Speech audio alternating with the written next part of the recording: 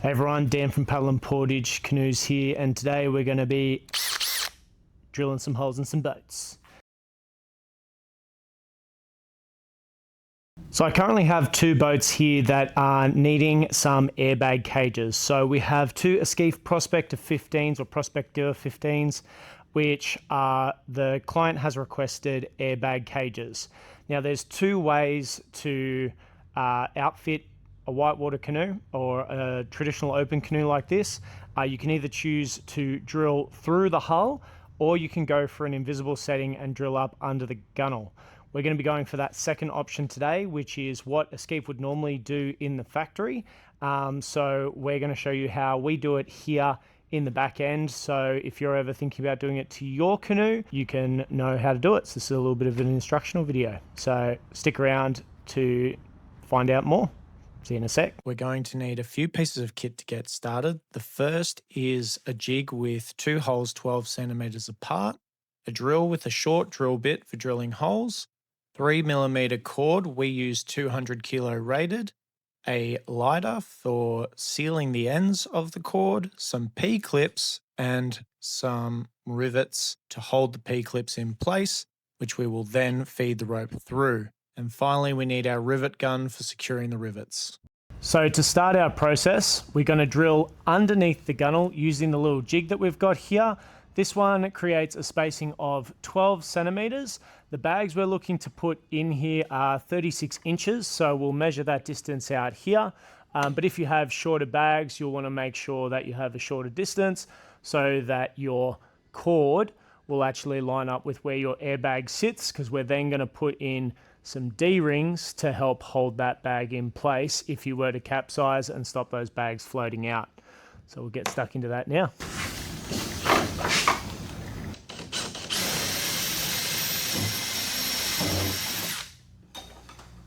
Quick tip before we go any further, I have found that creating two holes 12 centimeters apart lets you be able to use one of your rivets in the hole you've just drilled to kind of hold everything in place. Makes it that little bit easier to do your next few drills and keep everything nice and even. So quick tip as we go into this.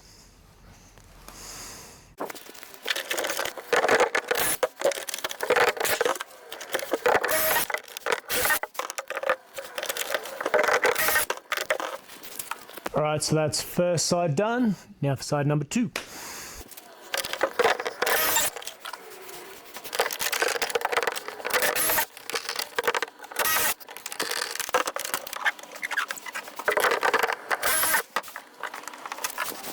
Okay, so that's both sides of the first end done. Now we're just going to put in our P-clips with the rivets. So we should have 8 to put in on this side, and then we're going to rivet those in.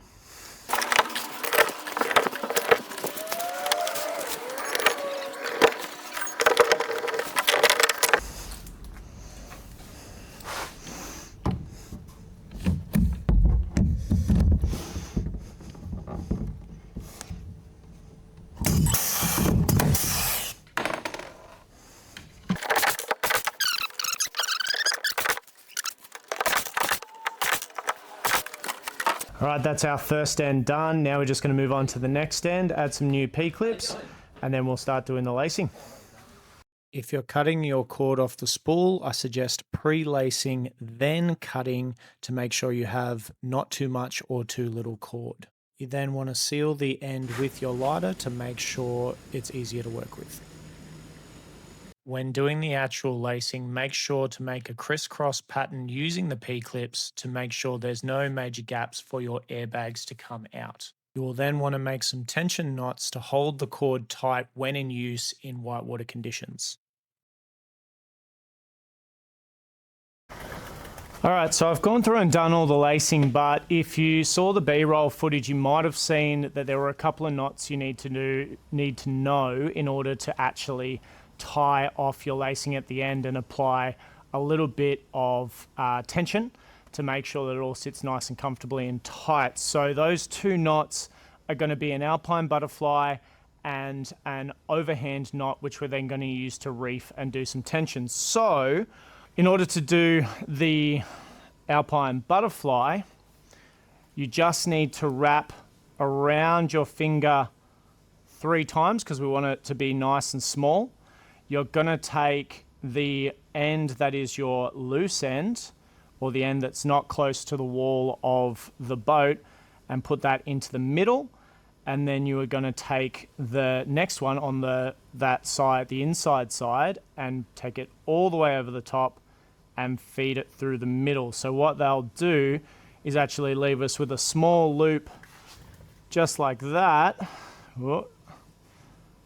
And what that's going to allow us to do is run some cord down from our D-ring and then back up to another knot on the other side so we can fully enclose that airbag cage. The other knot we need to do is an overhand, which is super simple. It's just make a bight of rope. So just a little loop like so, wrap it over your finger and then through the middle.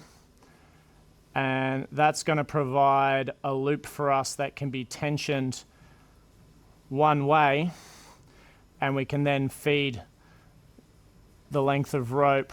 That then is going to allow us to tension that last bit and tie off with a few other knots. So that's how you actually tie off your lacing at the end, and then we'll show the other parts once we've done the D-rings. Okay, so we're now completely done with our initial lacing, so we're going to have to start moving on to our D-rings. So the first step is going to be to vacuum out the canoe. So we're getting rid of all the drill swab, all that sort of stuff. From there, we'll measure out 36 inches from the end of the canoe, which is where our airbags will come to.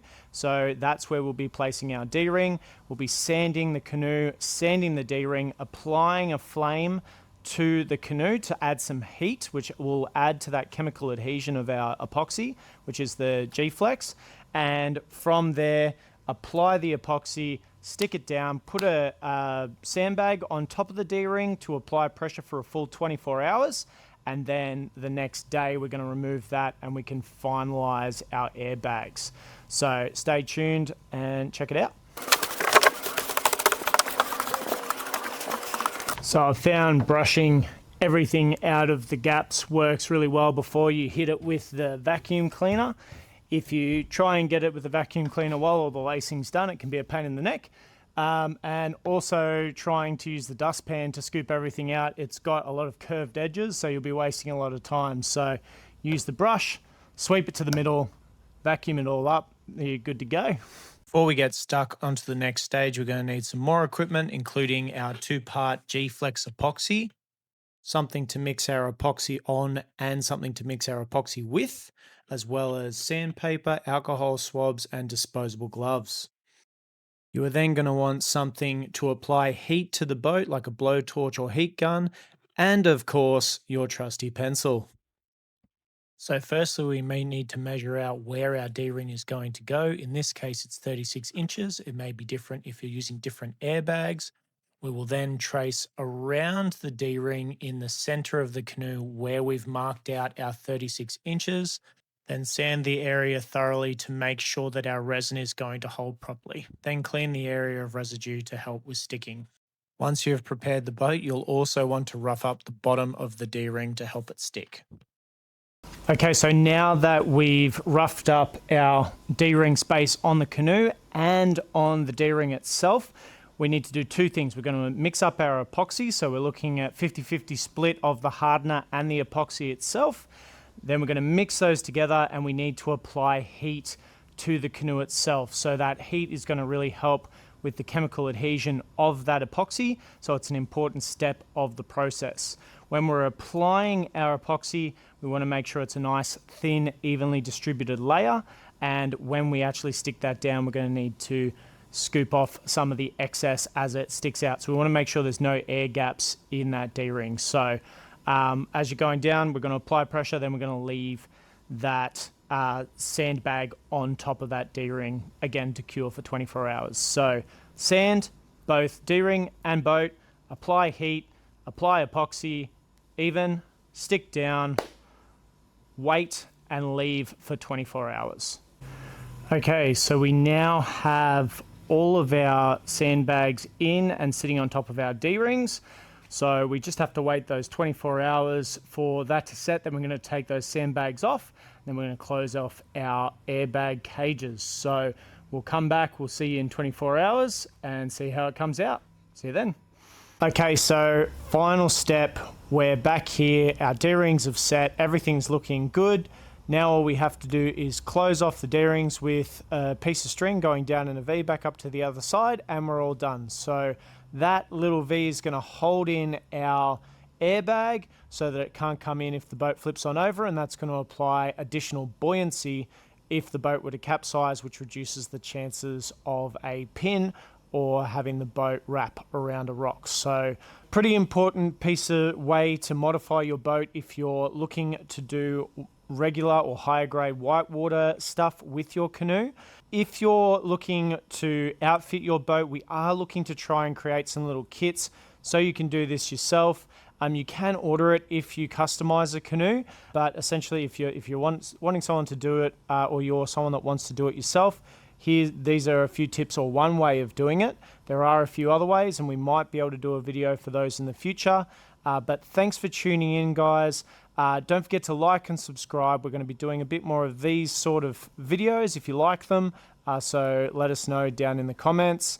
Until the next one, this is Dan signing out.